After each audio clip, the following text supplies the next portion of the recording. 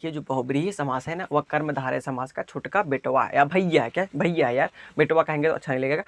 जय हिंद दोस्तों, तो बहुत बहुत स्वागत है आपका अपने यूट्यूब चैनल एयू पाठशाला में दोस्तों। तो बहुत बहुत स्वागत है दोस्तों। हम बात करेंगे आज हिंदी व्याकरण का 11वां लेक्चर। जो भी छात्र बीए प्रिपरेशन 2022 अर्थात बीए की प्रिपरेशन करना चाहते हैं 2022 एंट्रेंस एग्जाम, चाहे वह बीएचयू का हो, चाहे इलाहाबाद यूनिवर्सिटी का, या कोई कंपटीशन का एग्ज़ाम देना चाहते हैं, या बोर्ड का एग्ज़ाम देना चाहते हैं, चाहे 10th का या 12th का एग्ज़ाम देना चाहते हैं, तो भाई आज जो टॉपिक पढ़ाएंगे वो सभी में पूछा जाता है। चाहे बोर्ड का एग्ज़ाम दे, चाहे कंपटीशन का एग्ज़ाम दे, चाहे एंट्रेंस एग्ज़ाम आप दें, उसमें सब में पूछा जाता है आपका समास। तो अभी तक हम समास अब समास बताएंगे आज। इससे पहले संधि बता चुके हैं, अलंकार बता चुके हैं, अनेक शब्दों के लिए एक शब्द बता चुके हैं, हिंदी गद्य साहित्य का इतिहास पढ़ा चुके हैं, तो और मुहावरे और लोकोक्तियाँ पढ़ा चुके हैं। तो प्लेलिस्ट का लिंक आपको डिस्क्रिप्शन में दे देंगे, वहाँ से देखते हुए चलिए एकदम कंटिन्यू। तो टारगेट हमारा बीए प्रिपरेशन 2022 है, लेकिन एग्जाम में सभी एग्जाम में पूछा जाता है। जो पढ़ने वाले छात्र हैं वो इस वीडियो को देखेंगे, चाहे वह बोर्ड का एग्ज़ाम देने वाले हो, चाहे वो कंपटीशन का, चाहे एंट्रेंस एग्जाम का। और जो सिर्फ सोचेंगे कि सिर्फ यह बीए के लिए पढ़ाया जा रहा है, तो नहीं भाई, सब के लिए पढ़ाया जा रहा है। क्या सब के लिए, सब कंपटीशन चाहे बोर्ड का एग्जाम हो, सबके लिए। तो आज हम पढ़ेंगे समास के बारे में। क्या पढ़ेंगे? समास के बारे में। चलिए स्टार्ट करते हैं। आज हमारा 11वां लेक्चर है, तो प्लेलिस्ट है भाई बड़ी सीक्वेंस से देखते हुए आइएगा। तो चलिए समझते हैं समास। समास का सीधा सीधा अर्थ है संक्षिप्त। क्या है अर्थ? आपसे प्रश्न पूछा हुआ है, मतलब प्रीवियस में पूछा गया है बीए एंट्रेंस एग्जाम में, कि समास का शाब्दिक अर्थ क्या है। तो समास का शाब्दिक अर्थ सीधे सीधे बताना है संक्षिप्त। अब कैसे? अब मान लीजिए कोई सेंटेंस लिखा गया है, 2 या 2 से अधिक शब्दों का सेंटेंस लिखा गया है, अब उसको हमें एक शब्द में व्यक्त करना है, दिस इज कॉल्ड समास, बस और कुछ नहीं है। संक्षिप्त का मतलब समझिए, संक्षिप्त मतलब होता क्या है, यदि 2 या 2 से अधिक शब्द लिखे गए हैं, उनको हम एक शब्द में लिख दें तो उसे कहते हैं हम समास कहते हैं। और समास का शाब्दिक अर्थ होता है संक्षिप्त होता है। क्या होता है? संक्षिप्त। पहली बात तो एक क्वेश्चन आपका क्लियर हो गया। आपसे पूछेगा प्रश्न कि समास का शाब्दिक अर्थ क्या होता है, तो होता है संक्षिप्त। और समास की परिभाषा क्या होती है कि 2 या 2 से अधिक शब्दों के मेल को हम क्या कहते हैं? समास कहते हैं। देखिए हम क्या करें, 2 या 2 से अधिक शब्दों के मेल को समास कहते हैं, बस।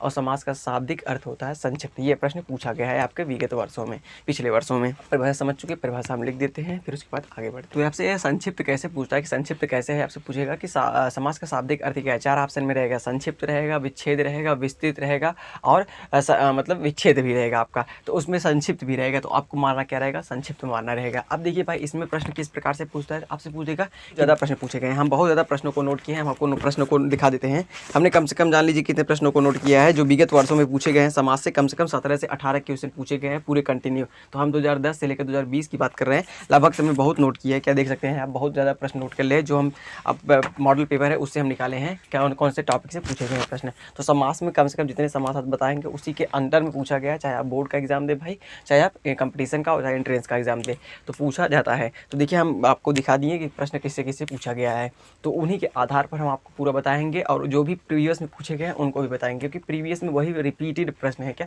रिपीट किए गए हैं बहुत बार, तो उनको हम नहीं लिए, लेकिन जो रिपीट किए गए उनको जरूर बताएंगे। तो उसी को सिर्फ आपको समझ लेना है, बस कुछ नहीं करना है। आप सवाल ये समझते हैं, समास की परिभाषा समझ चुके। अब देखिए अर्थ, शाब्दिक अर्थ समझ चुके। अब बात करते हैं कि समास कितने प्रकार का होता है। समास होता है 6 प्रकार का। एक के ट्रिक याद कीजिए, क्या एक के ट्रिक याद कीजिए, बकत अब दोनों। क्या इसकी ट्रिक क्या है? समास कितने प्रकार का होता है? 6 ट्रिक याद कर लीजिएगा। बकत अब दोनों, बस बकत अब दोनों, बस इतना याद कर लीजिए, आपको हो जाएगा। यदि आप नहीं जानते हैं समास कितने प्रकार का होता है, जो भाई पढ़े हैं उनको तो पता रहता है कौन से, लेकिन जो नए छात्र हैं उनके लिए ट्रिक है। यदि नहीं याद कर पाते हैं जितने समास है 6 उनके लिए ट्रिक है, तो याद कर लीजिएगा, हम बता देते हैं। बस ये हो जाएगा बहुब्रीहि समास का वाला। क्या बहुब्रीहि समास है? क्या बहुब्रीहि समास है आपका? कैसे? कर्मधारय समास। क्या कर्मधारय समास। फिर उसके बाद तैसे तत्पुरुष समास, तत्पुरुष समास। फिर ऐसे क्या याद करेंगे? अव्ययी भाव समास। अब से याद करेंगे अव्ययी भाव समास। क्या अव्ययी भाव समास आपका। फिर दोनों से, तो दोनों से क्या होता है? द्वि कर लेंगे। क्या द्वि मतलब क्या होता है? 2 होता है, तो पहला हो जाएगा द्विगु समास। क्या द्विगु समास क्या होता है? द्विगु समास। फिर उसके बाद द्वंद्व समास। क्या द्वंद्व समास। तो 6 प्रकार के आपके समास हो चुके हैं। द्विगु समास, द्वंद्व समास, अव्ययी भाव समास, तत्पुरुष समास, कर्मधारय, बहुब्रीहि। तो ट्रिक याद कर लीजिएगा, बकत अब दोनों, बहुब्रीहि समास, कर्मधारय समास, तत्पुरुष समास, अव्ययी भाव समास, द्वंद्व समास, अद्विगु समास और द्वंद्व समास आपका। तो ये हो गए आपके समास के मतलब भेद कितने होते हैं, समास के कितने भेद होते हैं, तो ये इतने होते हैं। अब चलिए स्टार्ट करते हैं हम अव्ययी भाव समास से, क्योंकि हम सीक्वेंस से पढ़ते हुए आएंगे। पहले पढ़ेंगे अव्ययी भाव समास, क्या अव्ययी भाव, फिर उसके बाद तत्पुरुष समास पढ़ेंगे। याद करने के लिए ट्रिक था, लेकिन पढ़ेंगे पहले क्या अव्ययी तत्पुरुष, फिर उसके बाद पढ़ेंगे हम द्विगु, फिर उसके बाद हम द्वंद्व पढ़ेंगे, फिर उसके बाद हम पढ़ेंगे पाँचवें नंबर पर कर्मधारय, छठे नंबर पर बहुब्रीहि समझेंगे। तो छवों को हमें सिर्फ पढ़ना है। छवों को सिर्फ बता देते हैं। देखिए इसमें इंपॉर्टेंट कुछ नहीं है, इंपॉर्टेंट परिभाषा नहीं है, इंपॉर्टेंट परिभाषा तनिक नहीं है, परिभाषा सिर्फ समझने के लिए। लेकिन इंपॉर्टेंट क्या है, इसका उदाहरण। इसमें उदाहरण पूछ देगा कि नीलांबर में कौन सा समास है आपका, इस प्रकार के प्रश्न पूछेगा। इसमें परिभाषा हमें लेनी नहीं है, लेकिन हम परिभाषा बताएंगे, क्योंकि परिभाषा से ही आप उदाहरण समझेंगे, नहीं तो नहीं समझेंगे। तो चलिए स्टार्ट करते हैं पहले अव्ययी भाव समास। क्या अव्ययी भाव समास को स्टार्ट करते हैं। तो चलिए समझ लेते हैं हम अव्ययी भाव समास की परिभाषा। अव्ययी भाव समास की परिभाषा हमें समझनी है, और समझने से ज़्यादा हमें क्या उदाहरण समझना है। क्या उदाहरण समझना है, उदाहरण बहुत ज़्यादा पूछा गया। अव्ययी भाव समास की परिभाषा है कि जिस समास का पहला पद अव्यय हो, क्या जिस समास का पहला पद अव्यय हो और शेष पद, जो शेष पद हो संज्ञा या सर्वनाम हो, वह अव्ययी भाव समास कहलाता है। अब संज्ञा या सर्वनाम के बारे में जानते ही होंगे। और बताइए अव्यय क्या होता है। क्या होता है अव्यय? अव्यय कुछ नहीं होता है। अव्यय आपको हम स्क्रीन पर दिख रहा होगा, अव्यय क्या होते हैं। तो यदि किसी मतलब किसी वाक्य में क्या होते हैं, लिंग, वचन, विभक्ति, पुरुष प्रयोग किए जाते हैं कि नहीं, मतलब एक स्त्रीलिंग है या पुल्लिंग है, एक वचन है या बहुवचन, ये प्रयोग किए जाते हैं ना। तो उसी में यदि अव्यय का प्रयोग हुआ है, तो जो लिंग है आपके, वचन है, विभक्ति है, पुरुष है, इनमें कोई परिवर्तन नहीं होता, इनके रूप में कोई परिवर्तन नहीं होता है। तो अव्यय सभी वाक्यों में प्रयोग किए जाते हैं। और उसमें क्या होते हैं, उसमें वाक्य में आपके लिंग भी प्रयोग किए जाते हैं, पुरुष, विभक्ति और वचन भी प्रयोग किए जाते हैं। और अव्यय के प्रयोग होने से इन पर कोई इफेक्ट नहीं पड़ता, इनके रूप पर कोई प्रभाव नहीं पड़ता है। तो अव्यय यही है। अव्यय आपको स्क्रीन पर दिख रहा होगा। तो पहले हम इसकी परिभाषा लिखते हैं। आपको हम क्या करेंगे, उदाहरण समझाएंगे, क्योंकि इंपॉर्टेंट भाई उदाहरण है। उदाहरण समझ लेंगे, क्योंकि अव्ययी भाव समास बहुत ही ज़्यादा पूछा गया है। तो हम आपको उदाहरण लिखते हैं और परिभाषा लिखते हैं, तब समझाते हैं। तो देखिए हमने यहाँ पर अव्ययी भाव समास पर जिस समास का पहला पद अव्यय हो, शेष पद संज्ञा या सर्वनाम हो, उसे अव्ययी भाव समास कहते हैं। अव्यय का हम बता चुके हैं अव्यय क्या होता है। अब देखिए क्या है प्रतिदिनम। देखिए प्रतिदिनम में तो इसमें जितने भी हम लिखेंगे ये किसके उदाहरण है भाई, तो अव्ययी भाव समास के। एकदम अच्छे से नोट कर लीजिए। ऐसे प्रश्न पूछेगा कि प्रतिदिनम में कौन सा समास है, तो आपको बताना है अव्ययी भाव समास का। क्या अव्ययी भाव समास। यथाशीघ्र में कौन सा, ये आपका अव्ययी भाव। आजन्मा, यथाशक्ति। देखिए ये चारों आपके पूछे गए हैं प्रीवियस में। क्या, ये चारों आपके पूछे गए, इसलिए हम पहले लिख दिए। ये चारों कौन से समास है आपके, अव्ययी भाव समास। और जो बचे वो भी क्या है, क्या अव्ययी भाव समास है। अब देखिए प्रतिदिनम, तो प्रतिदिनम का समास विग्रह करेंगे। इसमें क्या करते हैं हम, समास विग्रह। जैसे संधि होता है, संधि में संधि विच्छेद करते हैं, उसी प्रकार से समास है। समास में क्या करते हैं हम, समास विग्रह करते हैं। तो इसका समास विग्रह करते हैं प्रतिदिनम का। तो इसमें हो जाएगा दिनम दिनम प्रति। क्या दिनम दिनम प्रति आपका, क्या दिनम दिनम प्रति हो जाएगा आपका। तो इस प्रकार से तो दिनम दिनम प्रति। फिर यथाशीघ्र मतलब जल्दी से जल्दी। देखिए हमने दो या दो से अधिक शब्दों को लिया और उसको एक शब्द में लिख दिया। जैसे दिनम दिनम प्रति को हम क्या कह सकते हैं, प्रतिदिन कह सकते हैं। तो अब देखिए यथाशक्ति को मतलब यथाशीघ्र मतलब जल्दी से जल्दी कोई काम करना हो, आप यथाशीघ्र इसको कीजिए। तो जल्दी से जल्दी आपका, क्या जल्दी से जल्दी।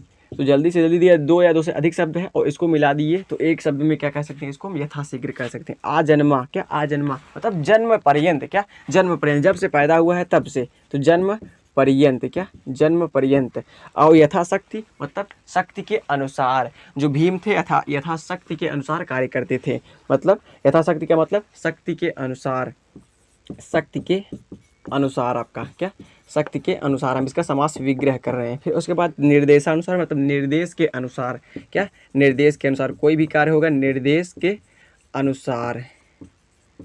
इसमें कौन सा कौन सी संधि है, इनमें भी, इनमें भी, इनमें भी, इनमें भी। बताइए हमें दानार्थ में कौन सी संधि है, आप बता दीजिएगा। संधि विच्छेद भी करके कमेंट में दे दीजिएगा। हम संधि पढ़ा चुके हैं, यदि देखें वीडियो तो आपको जरूर आ जाएगा। तो निर्देशानुसार का क्या हो जाएगा, निर्देश के अनुसार। और कथनानुसार मतलब कथन के अनुसार। क्या कथन के अनुसार। कथन के अनुसार क्या करना है, कथन के अनुसार हम इसका समास विग्रह कर रहे हैं। फिर नियमानुसार का क्या हो जाएगा, नियम के अनुसार। दानार्थ का क्या हो जाएगा, दान के लिए। दान के लिए क्या, यह नियमानुसार, नियम के अनुसार। फिर दान के लिए, दानार्थ का हो जाएगा दान के लिए आपका हो जाएगा। फिर उसके बाद नित्य प्रति। क्या नित्य प्रति का मतलब क्या है, हो क्या हो, जो नित्य हो आपका। क्या जो नित्य हो। फिर उसके बाद जीवन भर मतलब क्या, जीवन भर, पूरे जीवन भर क्या, पूरे जीवन आपका हम सहारा बने रहेंगे, अपने माता पिता का सहारा बने रहेंगे। तो देखिए जितना भी हम ये चीज़ें लिखे गए हैं, देखिए ये इंपॉर्टेंट है भाई, जितना लिखे गए सब इंपॉर्टेंट है, इसको ध्यान रट्टा मान लीजिए। क्योंकि देखिए आपसे कंपटीशन में इतना पूछेगा, परिभाषा पूछेगा नहीं, आपसे पूछ देगा कि प्रतिदिनम में कौन सा समास है, आपके यथाशीघ्र में, आजन्मा में, यथाशक्ति में, ये पूछा गया है प्रीवियस में आपके भाई। ये चारों पहले पूछे गए हैं, फिर उसके बाद ये आप याद रखिएगा, ये भी पूछ लिए जा सकते हैं भविष्य में। तो इन चारों को याद कीजिएगा, इसका समास विग्रह भी कर दिए। अव्ययी भाव समास की परिभाषा, जिस समास का पहला पद अव्यय हो, शेष पद संज्ञा सर्वनाम हो। अब चलिए यहाँ तक आप नोट कीजिए, आगे बढ़ते हैं हम क्या, अव्ययी भाव समास के बाद तत्पुरुष समास समझते हैं। क्या तत्पुरुष समास, हमें आशा है कि आपको अव्ययी भाव समास समझ में आ गया होगा। परिभाषा उतना खास ध्यान देना नहीं, लेकिन हमें पढ़ना क्या है, हमें पढ़ना है उसके उदाहरण समझने हैं। तो चलिए आगे बढ़ते हैं, नोट कीजिए यहाँ तक।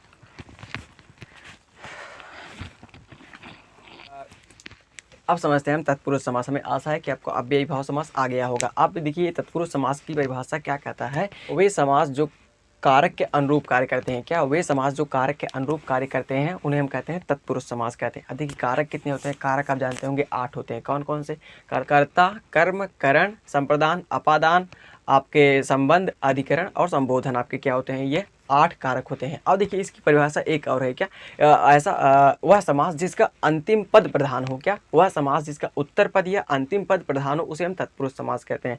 2 परिभाषाएं इसकी हैं, हम दोनों परिभाषा आपको लिखते हैं, पहले उसको समझाते हैं। देखिए पहली परिभाषा कहता है, दोनों एक ही है, वह समास जो कारक के अनुरूप कार्य करता है तत्पुरुष समास कहलाता है, या वह समास जिसका उत्तर पद अर्थात अंतिम पद प्रधान होता है आपका क्या कहलाता है, तत्पुरुष समास कहलाता है। अब देखिए, अब इसका एक उदाहरण लीजिए अच्छा खासा, जैसे राजकुमार सख्त बीमार है। इसमें ध्यान दीजिएगा, राजकुमार सख्त बीमार है। अब हम राजकुमार को टारगेट करते हैं, राजकुमार को निकालते हैं बाहर। अब रखिए राजकुमार का मतलब क्या, राजा का कुमार। क्या, राजा का कुमार। अब इसमें कह रहा है कि कौन बीमार है, आपसे प्रश्न पूछ रहा है कौन बीमार है, तो राजा बीमार है कि उसका कुमार बीमार है, तो कुमार बीमार है। तो इसमें देखिए राजा का कुमार, ये अंतिम पद कौन सा है, कुमार है, तो इसमें प्रधान कौन है आपका, कुमार है। तो राजा का राजकुमार सख्त बीमार है, हम राजकुमार को टारगेट किए, राजकुमार को बाहर निकालें। अब उसका हम समास विग्रह किए राजकुमार का, तो राजा का कुमार। क्या, अब कौन बीमार है, तो राजा का जो कुमार है, कुमार पोर्शन, क्या कुमार पोर्शन बीमार है आपका, तो वही हो गया अंतिम पद। तो राजकुमार क्या है आपका, तत्पुरुष समास है। अब देखिए हम पहले लिखते हैं, फिर इसके बाद जितने भी उदाहरण है तत्पुरुष समास के उनको आपको समझाते हैं।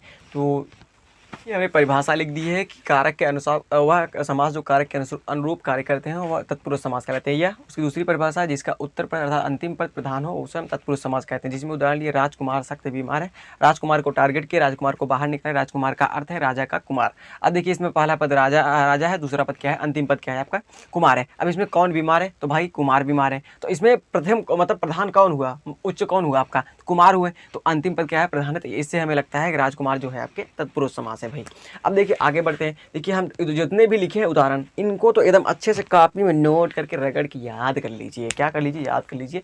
देखिए भाई से बहुत अच्छा मतलब ये पूछे गए प्रीवियस में, और यही बार बार रिपीट किए गए हैं तत्पुरुष समास के जो ये उदाहरण है, बार बार पूछे गए। और चाहे जो कंपटीशन का एग्जाम दे, इन्हीं 4-5 से आपसे पूछा जाएगा। चलिए देखिए, गृहागत। क्या क्या, गृहागत। अब आप बताई दीजिएगा, हम संधि बताएं, गृहागत में कौन सा आपका संधि है, क्या कौन सा संधि है, और संधि विच्छेद भी करके बताइए गृहागत में। तो गृह को आगत, क्या इसका समास विग्रह करेंगे गृहागत का, तो गृह को आगत, गृह मतलब घर होता है, आगत मतलब आना, घर को आना। क्या, घर को आना।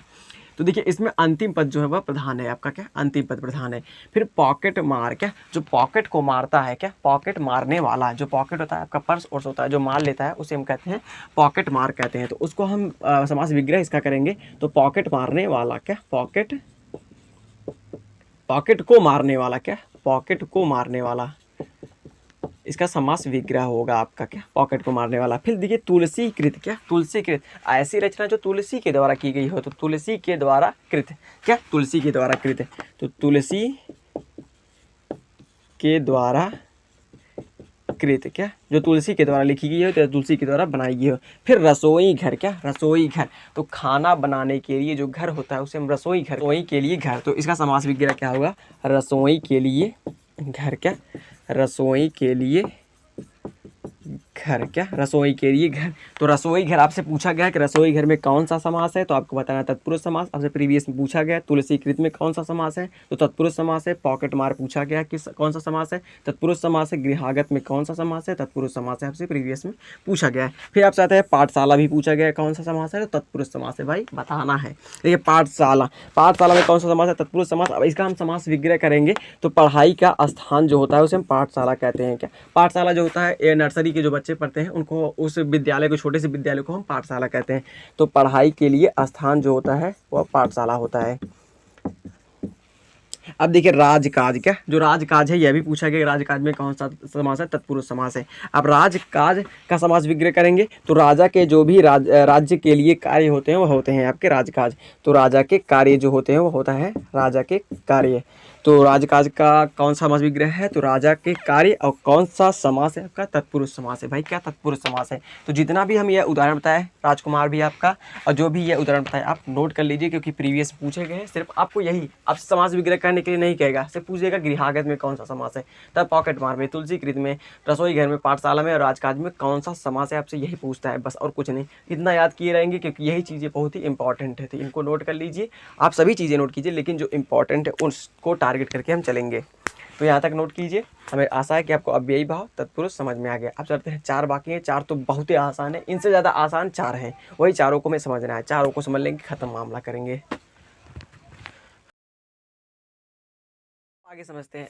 तो अब आगे हम समझते हैं द्विग समास के बारे में। क्या समझते हैं द्विग समास के बारे में। देखिए द्वि मतलब क्या होता है, दो, और दो क्या है, एक संख्या है। क्या है, संख्या है। तो अब इससे याद करेंगे इसकी परिभाषा, जिस समास का पहला पद संख्यावाचक हो, शेष पद संज्ञा या सर्वनाम हो, दिस इज कॉल्ड द्विगुवाचक। द्विगु समास क्या कहते हैं, द्विग समास उसको कहते हैं। तो द्वि क्या है, द्वि मतलब क्या होता है, दो, दो क्या है, एक संख्या है। तो जिस समास का पहला पद संख्यावाचक हो, शेष पद संज्ञा या सर्वनाम हो, उसे हम द्विगु समास कहते हैं। उदाहरण देखिए भाई साहब, चौराहा, तिराहा, त्रिभुवन, पंचवटी, आपका जितने भी है क्या है आपके, तो द्विग समास है। अब देखिए इन पांचों को याद कर लीजिए। पंचवटी पूछा है, दशानन पूछा है, चौराहा आपके एंट्रेंस एग्जाम में पूछा गया है भाई, तो नोट कर लीजिएगा। अब देखिए चौराहा में 4 राहों का समूह, क्या 4 राहों का समूह क्या कहते हैं, 4 राहों का समूह क्या कहते हैं, चौराहा कहते हैं। 4 राहों मतलब 4 रास्तों का समूह, 4 रास्तों का समूह जो होता है उसे क्या कहते हैं, हम क्या कहते हैं, चौराहा कहते हैं। तो 4 क्या है, संख्यावाचक है। रास्ता क्या है आपका, एक संज्ञा है। क्या है, संज्ञा है। तो देखिए 4 राहों का समूह जो होता है, रास्तों का समूह से हम चौराहा कहते हैं। और तिराहा किसे कहते हैं, 3 राहों के समूह को क्या कहते हैं, हम तिराहा कहते हैं। तो 3 रास्तों के समूह को, रास्तों के समूह को हम क्या कहते हैं, तिराहा कहते हैं। 3 क्या है, संख्यावाचक है। रास्ता क्या है आपका, संज्ञा है आपका। देखिए त्रिभुवन, क्या 3 भुवनों का समाहार जो होता है उसे हम त्रिभुवन कहते हैं। क्या कहते हैं, 3 भुवनों का समाहार। क्या 3 भुवनों का समाहार जो होता है उसे क्या कहते हैं, हम त्रिभुवन कहते हैं। 3 क्या है आपका, संख्या है, और भुवन क्या है, भवन क्या है आपकी, संज्ञा है। फिर देखिए दशानन, जिसके 10 मतलब 10 आनन, क्या इसमें बताइए इसमें कौन सी संधि है, क्या दशानन में कौन सी संधि है, और संधि विच्छेद कमेंट में बताइएगा। 10 आनन, 10 का मतलब 10, और आनन 10 आनन, आनन का मतलब होता है मुखड़ा, क्या मुख होता है। तो किसके पास 10 मुख थे, रावण के पास मुख थे। तो 10 मुखों वाला कौन, 10 मुखों वाला, क्या 10 मुखों वाला। 10 क्या है, संख्यावाचक, मुख क्या है आपके, संज्ञा है आपका। फिर पंचवटी, क्या पंचवटी, 5 वटों का समूह, 5 पेड़ों का समूह। तो 5 पेड़ों का समूह, क्या इसका हम समास विग्रह कर रहे हैं। 5 पेड़ों का समूह जो होता है उसे हम पंचवटी कहते हैं। तो पंचवटी आपसे एंट्रेंस एग्जाम पूछा गया है, दशानन पूछा गया है, चौराहा पूछा गया है, भविष्य में तिराहा भी पूछेगा, भविष्य में त्रिभुवन भी पूछेगा आपसे। तो नोट कर लीजिएगा क्योंकि बहुत ही इंपॉर्टेंट है। द्विगु समास की परिभाषा बहुत ही आसान है। द्विगु का मतलब 2 होता है, 2 क्या एक संख्या है। और द्विगु समास की परिभाषा है, जिस समास का पहला पद संख्यावाचक हो और शेष पद संज्ञा और सर्वनाम हो उसे हम कहते हैं आपका द्विगु समास कहते हैं। इसका उदाहरण है चौराहा, तिराहा, त्रिभुवन, दशानन, पंचवटी। 5 को याद कर लीजिए। एंट्रेंस एग्जाम में इन्हीं 5 से एक से आपसे पूछ लेगा। यदि द्विगु समास से प्रश्न पूछा तो इन्हीं 5 से ही पूछेगा आपसे, बाहर ज़्यादा नहीं पूछेगा। तो यहाँ तक आप नोट कीजिए। आगे समझते हैं द्वंद्व समास। द्वंद्व का मतलब क्या होता है, युद्ध होता है। तो युद्ध को हम पढ़ते हैं द्वंद्व समास। पहले यहाँ तक आप नोट कीजिए।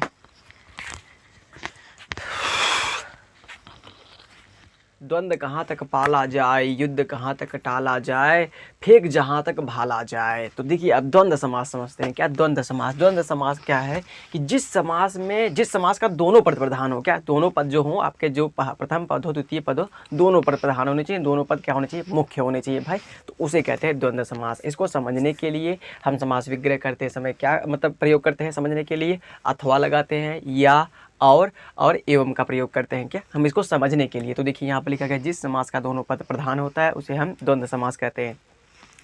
इसको समझने के लिए हम लिखिए यहाँ पर या, अथवा और एवं का प्रयोग करते हैं। तो देखिए अभी जितना हम लिखे हैं यहाँ पर ना, इससे भी ज़्यादा होते हैं द्वंद्व समास, लेकिन जो इंपॉर्टेंट है, जो आपके एंट्रेंस एग्जाम में पूछे गए और जो हमें लगता है कि भविष्य में पूछ लिए जाएंगे, उनको हमने नोट किया है यहाँ पर।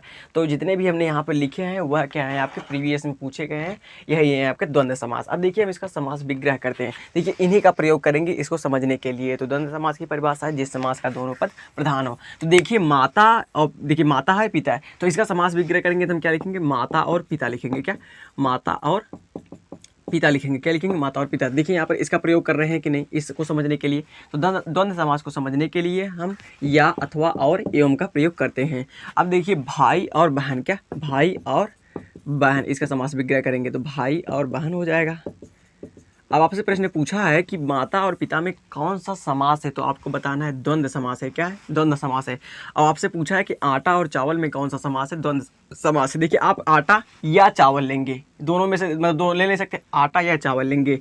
तो आटा या चावल, आटा या चावल। फिर उसके बाद धनिया या मिर्चा लेंगे, धनिया या मिर्चा, धनिया या मिर्चा लेंगे आप। फिर धर्माधर्म। अब देखिए धर्माधर्म में कौन से संधि है, संधि विच्छेद करके बताइएगा। धर्माधर्म में क्या, धर्म और अधर्म, क्या धर्म और अधर्म, क्या धर्म और अधर्म आपका इसका समास विग्रह होगा। सुख और दुख, क्या सुख या दुख होंगे। देखिए आपको सुख भी हो सकते, मतलब आप कभी कभी सुख में भी रह सकते हैं या दुख में भी रह सकते हैं। तो या का प्रयोग हो रहा है, तो सुख या दुख, क्या सुख या दुख आपका, क्या सुख या दुख। फिर देखिए ठंडा लेंगे या तो गर्म लेंगे। तो आपसे जाएंगे बेटर पूछेगा, घर पर जाएंगे आप ठंडा लेंगे या गर्म लेंगे, तो या लगा रखने। तो ठंडा या गर्म, क्या ठंडा या गर्म, क्या ठंडा या गर्म आपका। फिर देखिए राजा और प्रजा, क्या राजा एवं प्रजा कर दीजिए। क्या राजा एवं प्रजा, क्या राजा एवं प्रजा, राजा प्रजा दोनों साथ साथ रहेंगे। सीता और राम, क्या सीता और राम, क्या सीता और राम, सीताराम का समास विग्रह क्या होगा, सीताराम। 31 भाई एकदम इंपॉर्टेंट मोस्ट इंपॉर्टेंट 31 को नोट कीजिएगा। 31 क्या है आपका, द्वंद्व समास है। क्या है, द्वंद्व समास। आप देखिए 31 है मतलब इसमें संख्या आ रहा है, तो यह समझ के द्विगु समास मत मार दीजिएगा, यह द्वंद्व समास है भाई। क्या यही तो इंपॉर्टेंट है 31 आपका, क्या 31। तो 31 का मतलब क्या होता है, और 30, क्या 1 और 30। फिर राजा, देखिए राजा या रंक, आप या तो राजा बन सकते हैं या तो रंक हो जाएंगे या तो गरीब हो जाएंगे, राजा या रंक आपका। क्या तो इसमें देखिए आप दोनों पद प्रधान है कि माता और पिता दोनों पद मतलब दोनों पद जो है प्रधान है कि नहीं, भाई भी प्रधान है बहन भी प्रधान है। आटा चावल धनिया मिर्चा, ये दोनों जो भी पद आए हैं इसमें दो पद आए हैं, दोनों के दोनों प्रधान है कि नहीं। तो द्वंद्व समास हुआ कि नहीं भाई, हुआ। आप खुद बताइए हुआ कि नहीं हुआ। तो देखिए दोनों पद प्रधान है, द्वंद्व समास। उसको समझने के लिए हम या, अथवा और एवं का प्रयोग करते हैं समझने के लिए। तो हमने यह बताया जो भी इंपॉर्टेंट थे यह नोट कर लीजिए, यह नोट कर लीजिए, मतलब नोट सभी कीजिए, लेकिन इंपॉर्टेंट पूछे कहते हैं आपसे 31 पूछा गया है, राजा रंग पूछा गया है, माता पिता पूछा गया है, धर्म पूछा गया है आपसे। तो यह नोट कर लीजिए क्योंकि बहुत ही इंपॉर्टेंट है भाई। तो आगे बढ़ते हैं, 2 और बाकी हैं उनको भी निपटाते हैं। कर्मधारय समास को, कर्मधारय समास क्या है, देखिए कर्मधारय समास की परिभाषा क्या है, जिस समास का पहला पद विशेषण हो और शेष पद संज्ञा या सर्वनाम हो। अब विशेषण आप जानते होंगे, विशेषण किसे कहते हैं, जो संज्ञा या सर्वनाम की विशेषता बतलाए उसे हम विशेषण कहते हैं, ये जानते ही हैं। तो पहला पद क्या होना चाहिए, विशेषण होना चाहिए, और जो दूसरा का पद हो आपका क्या होना चाहिए, आपका संज्ञा या सर्वनाम होना चाहिए। अब जैसे इसमें नील गगन को उठा लीजिए, क्या नील गगन को उठा लीजिए, जो नील है मतलब नीला है वो क्या है आपका विशेषण है, क्या विशेषण। और गगन है तो गगन क्या होता है आपका संज्ञा है, क्या संज्ञा है। तो गगन का मतलब होता है आकाश, तो आकाश जो आपका कैसा है, नीला है कि नहीं। तो देखिए ये किसकी विशेषता बता रहा है, संज्ञा आपका गगन है, उसकी विशेषता बता रहा है नीला, तो नीला क्या है आपका विशेषण है। तो देखिए नीला क्या हो गया, पहला पद विशेषण, गगन क्या हो गया दूसरा पद, ये क्या है संज्ञा है आपका। तो पहला इसका उदाहरण है, ये बार बार पूछा गया आपसे एंट्रेंस एग्जाम में, नील गगन में कौन सा समास है आपका, तो आपको बताना है कर्मधारय समास है, क्या कर्मधारय समास है। तो देखिए यहाँ पर लिखा गया है कर्मधारय समास की परिभाषा क्या, जिस समास का पहला पद विशेषण हो, शेष पद संज्ञा या सर्वनाम हो, उसे हम कर्मधारय समास कहते हैं। उदाहरण लिखे गए हैं, जितने भी उदाहरण लिखे गए भाई आराम से कॉपी में नोट कर लीजिए, क्योंकि बहुत ही इंपॉर्टेंट उदाहरण है। अब देखिए महात्मा, तो महात्मा महान है जो आत्मा, महान है जिसकी आत्मा कह दीजिए, महान है जिसकी आत्मा, तो महात्मा उसे कहते हैं महान आत्मा, क्या जिसकी आत्मा। तो देखिए महात्मा क्या हो गया विशेषण हो गया, आत्मा क्या हो गई संज्ञा हो गई आपकी। फिर देखिए नील गगन, तो हम बताएं नीला है गगन, क्या नीला है गगन, तो देखिए नीला से हो गया आपका विशेषण, गगन क्या हो गया संज्ञा। फिर परमात्मा, परम है जो आत्मा, परम है जो आत्मा, परम है जो आत्मा, तो परम क्या हो गया आपका विशेषण हो गया, आत्मा क्या हो गई संज्ञा हो गया। औषधि, महाऔषधि, अब बताइए आप हमें बता दीजिएगा महाऔषधि में कौन सी संधि है और कौन सा मतलब कौन सी संधि है और संधि विच्छेद क्या होगा महाऔषधि का, भाई बता दीजिए क्योंकि संधि पढ़ा चुके हैं। महाऔषधि, महान है जो औषधि, क्या महान है जो औषधि, क्या हम इसका समास विग्रह कर रहे हैं, महान है जो औषधि उसे कहते हैं महाऔषधि। महान क्या है विशेषण है आपका, किसकी विशेषता बता, औषधि की विशेषता बता रहे हैं। औषधि कैसी है महान है भाई, उच्चतम है।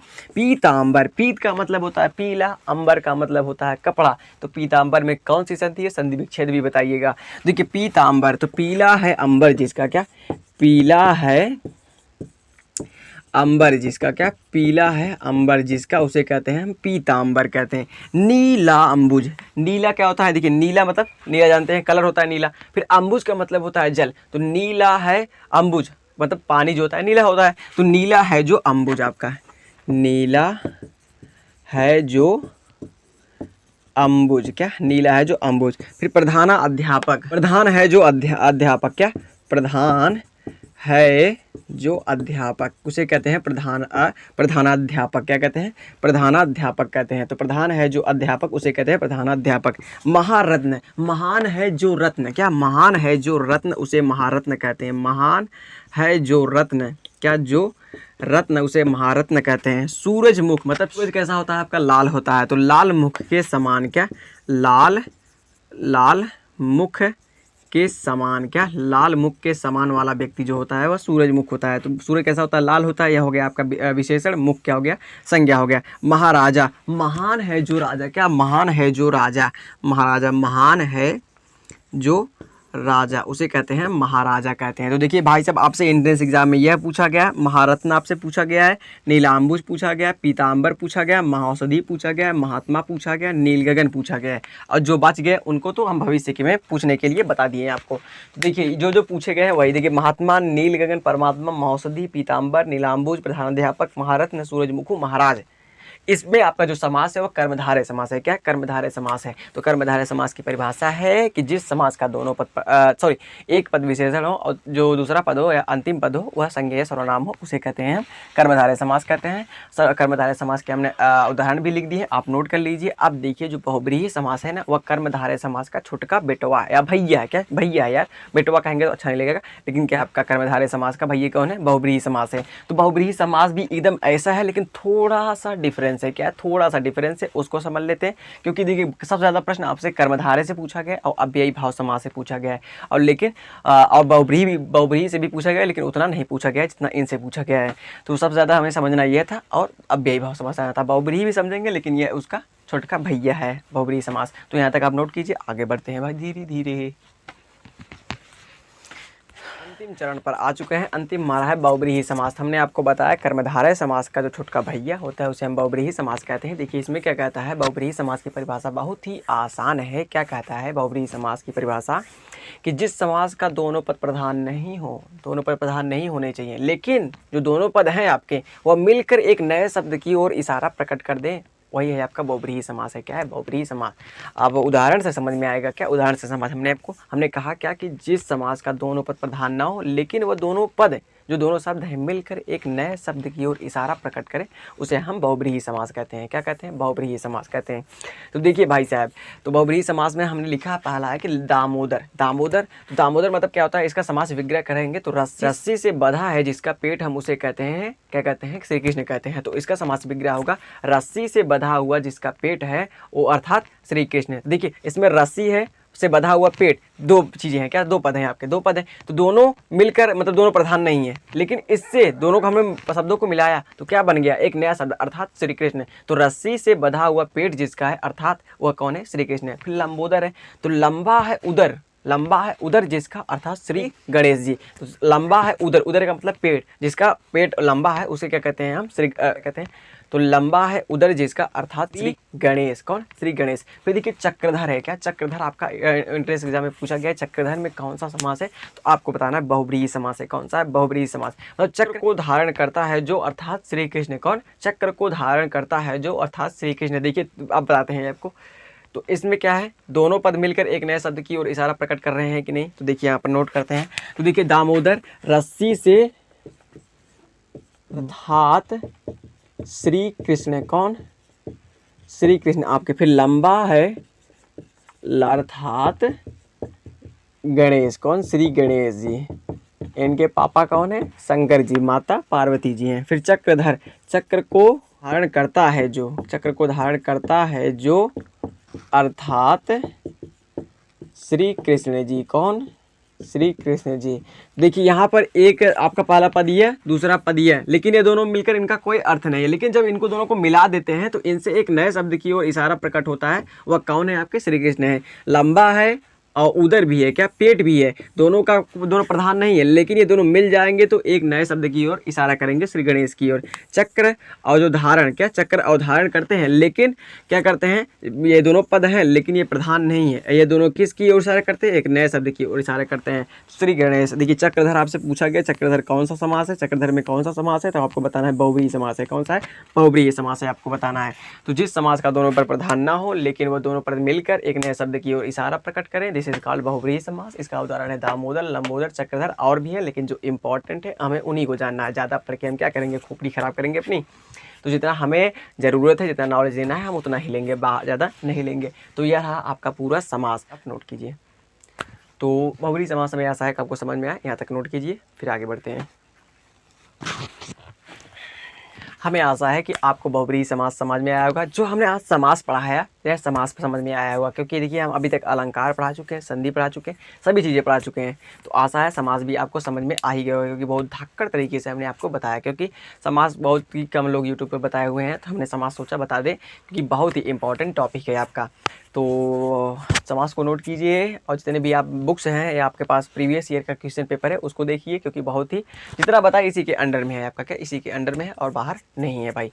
तो यदि चैनल पर नया है, चैनल को सब्सक्राइब कर लीजिएगा। जीके की भी क्लासेस चल रही हैं, BA, BSc, BCom entrance exam 2022 के लिए, चाहे BHU का हो चाहे इलाहाबाद यूनिवर्सिटी का। उनका प्लेलिस्ट का लिंक आपको दे देंगे। 10 से 12 लेक्चर्स उसमें हो चुके हैं। बहुत अच्छे अच्छे लेक्चर्स हैं जीके के भाई। सीक्वेंस से पढ़ा रहे हैं, क्या? टॉपिक बाय टॉपिक सीक्वेंस से पढ़ा रहे हैं, ना कि इकट्ठे बीच में से उठा दे रहे हैं। एक बार आराम आराम से बेसिक से हम एकदम स्टार्ट किए हैं जीके को।